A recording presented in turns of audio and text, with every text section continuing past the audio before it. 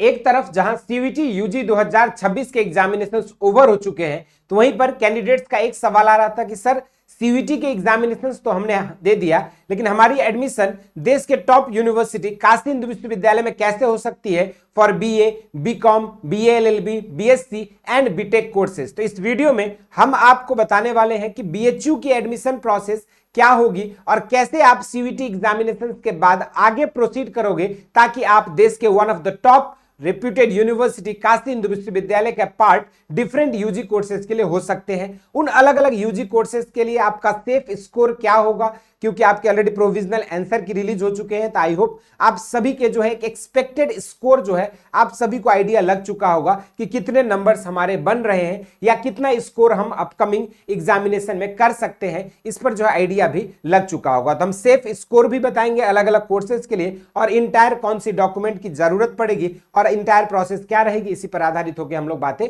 करने वाले हैं। विगत 9 सालों में हजारों बच्चों को यूनिवर्सिटी एंट्रेंस एग्जामिनेशंस में गाइड करके देश के टॉप रेप्यूटेड यूनिवर्सिटी जैसे बीएचयू, डीयू, एयू जैसे प्रतिष्ठित संस्थान में हमारे स्टूडेंट्स अध्ययन रहते हैं। अगर आप भी चाहते हैं उन बच्चों की तरह एक बेहतर यूनिवर्सिटी अर्थात महामना की बगिया काशी हिंदू विश्वविद्यालय से अपने यूजी कोर्सेज को परस्यू करना, तो इस वीडियो में लास्ट तक बने रहेगा, एक एक पॉइंट आपकी क्लियर हो जाएगी। तो चलिए शुरुआत करते हैं काशी हिंदू विश्वविद्यालय की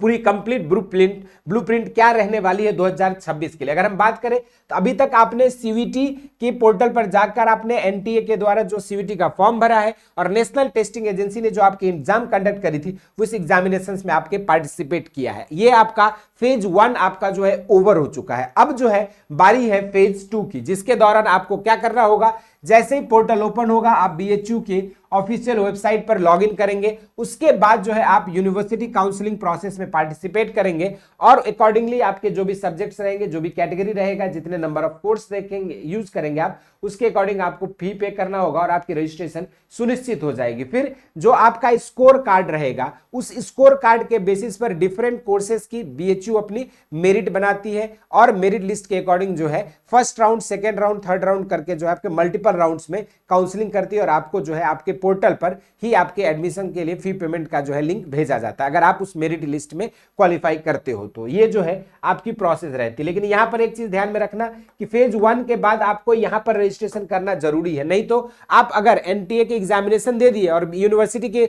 रजिस्ट्रेशन नहीं किया या फिर यूनिवर्सिटी पर अपने सीयूईटी के स्कोर कार्ड वगैरह अपलोड नहीं किए तो आप इस इंटायर कंपटीशन से जो है बाहर हो जाओगे। तो इसलिए सटीक टाइम पर सही इंफॉर्मेशन प्राप्त करना बहुत आवश्यक रहता है। इसके लिए इस चैनल को सब्सक्राइब कर लो, हर इंफॉर्मेशन आपको इस चैनल पर प्रोवाइड किया जाता है। इसके बाद अगर बात करें यूनिवर्सल डॉक्यूमेंट रिक्वायरमेंट की, तो 10 और 12th की आपको मार्कशीट अपने पास रख लेनी है, रिसेंट पासपोर्ट साइज फोटोज और सिग्नेचर को स्कैन करके भी रख लेना है और अपने पास। उसके साथ साथ अगर आप किसी कैटेगरी से बिलोंग करते हैं कैटेगरी सर्टिफिकेट, अगर आप डिसेबिलिटी कोटा से हो तो डिसेबिलिटी सर्टिफिकेट आपको अपने पास रख लेनी है। और इन सभी के अलावा आपके पास सीयूईटी का एप्लीकेशन नंबर, जो एप्लीकेशन फॉर्म आपने भरी है वो, साथ में सीयूईटी का जो official score card in future release होगी वो स्कोर कार्ड को भी आपके पास रखना है। अगर आप बीएचयू की इंप्लॉय कोटा से बिलोंग करते हैं तो आपको यहां पर इंप्लॉय सर्टिफिकेट भी आपको जो है यहां पर अपने पास रखनी होगी। अगर आप इंप्लॉय कोटा से नहीं बिलोंग करते तो फिर इसकी रिक्वायरमेंट आपको नहीं होगी। और सबसे इंपॉर्टेंट यहां पर बैंक अकाउंट डिटेल्स जब भी आप फीड करो तो आप अपना ही पर्सनल बैंक अकाउंट डिटेल्स या फैमिली की जो बैंक अकाउंट डिटेल्स है उसको फिल करना, क्योंकि जितने भी फीस के रिफंड होते हैं और जो भी आपकी जो सीट अपग्रेड्स और ये सारी चीजें होती है वो डायरेक्टली आपकी यही रजिस्टर्ड अकाउंट से ही होता है। तो इसलिए इस चीज को भी आप ध्यान में रखेंगे, अपने पर्सनल अकाउंट या फिर अपने फैमिली अकाउंट को ही यूज करेंगे, ना कि कोई साइबर कैफे या किसी XYZ का अकाउंट यहाँ पर यूज नहीं करना है। इसके बाद बात करते हैं यहाँ पर कोर्स वाइज, तो बीए सोशल साइंस और आर्ट्स की बात करें तो यहाँ पर आपकी एडमिशन जो है जनरल टेस्ट और लैंग्वेज के बेसिस पर होने वाला है, यानी कि आपकी मेरिट जो है 500 नंबर में बनेगी। वहीं पर अगर हम बात करें बीए एलएलबी के लिए तो ये आपके ओपन ऑल स्ट्रीम के स्टूडेंट्स के लिए है और बेसिकली यहां पर भी आपका जनरल एप्टीट्यूड टेस्ट और लैंग्वेज से ही आपका मेरिट बनेगा 500 में। अगर हम बात करें यहां पर बीए कॉम ऑनर्स या बीकॉम ऑनर्स या बीकॉम एफएमएम के लिए तो यहां पर जो आपकी कॉमर्स होना जरूरी है और 10+2 में आपका मैथमेटिक्स भी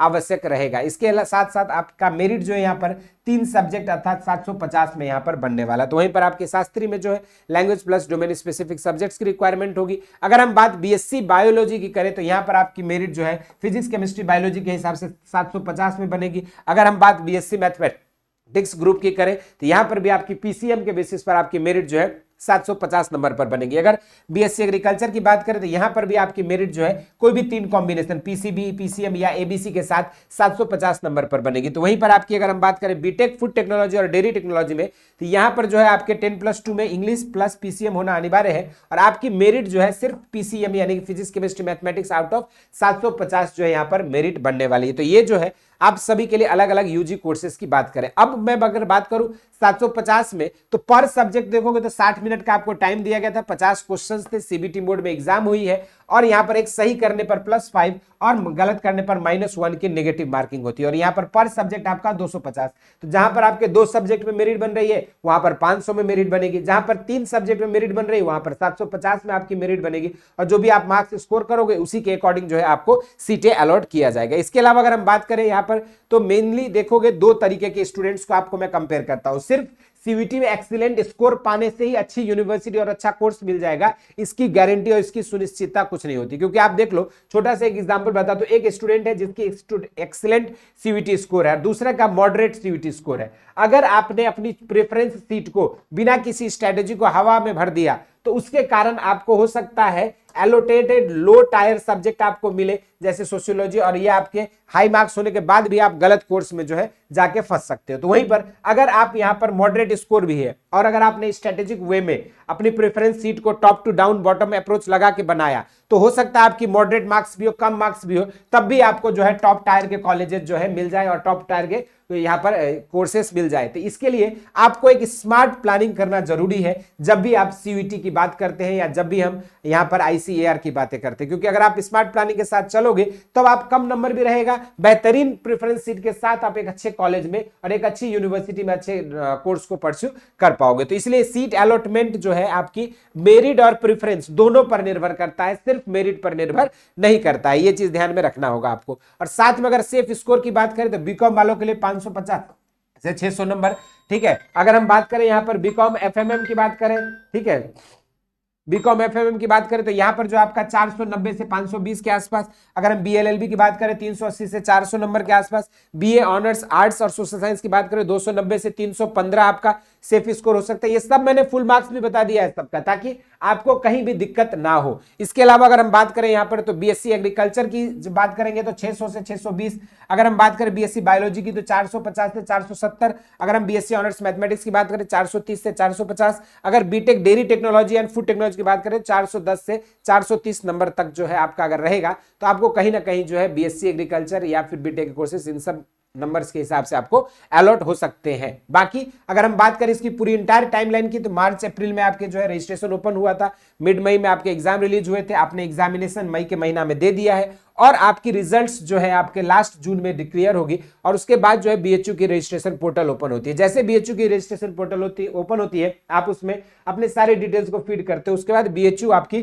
फर्स्ट राउंड की मेरिट लिस्ट पब्लिश करती है और उसी के अकॉर्डिंग आपको फी पेमेंट का लिंक आपके पोर्टल पर दिया जाता है और जैसे आप फी पेमेंट करते हो आपकी एडमिशन सुनिश्चित हो जाती है। फिर आपको ऑफलाइन डॉक्यूमेंट वेरिफिकेशन के लिए बुलाया जाता है और उसके बाद जो है आप अपने यूनिवर्सिटी में अपने कोर्सेज को परस्यू कर पाते हो। तो ये जो है इंटायर आपका प्रोसेस है, किस तरीके से ये सारी चीजें चलती है। अगर हम बात करें इसी में इसके अलावा तो यहां पर सिंपली जो है जो भी स्टूडेंट्स किसी भी कोर्स के लिए तैयारी करना चाहते हैं तो आपके लिए यूनिवर्सिटी के इंटायर प्रोसेस के बारे में अप टू डेट रहना जरूरी है। बाकी इससे रिलेटेड और भी जानकारी के लिए आप चैनल को सब्सक्राइब कर लीजिए। जैसे यूजी प्रोसेस काउंसलिंग की शुरू होगी आपको हर इंफॉर्मेशन इस चैनल पर बताया जाएगा। स्वस्थ रहे, मस्त रहे, धन्यवाद।